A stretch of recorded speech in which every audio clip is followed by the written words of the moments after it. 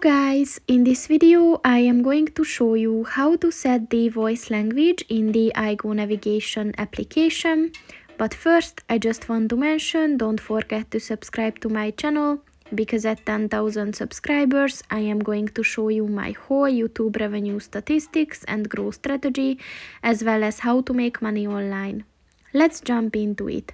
First of all, open the application on your phone. And then click on the three lines at the bottom of the page on the right. And then scroll down and click on the settings button.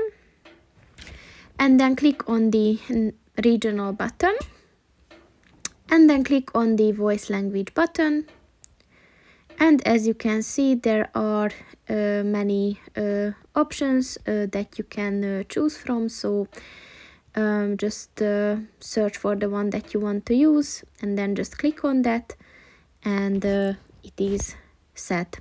So that's pretty much it for this video, guys. See you in the next one. Goodbye.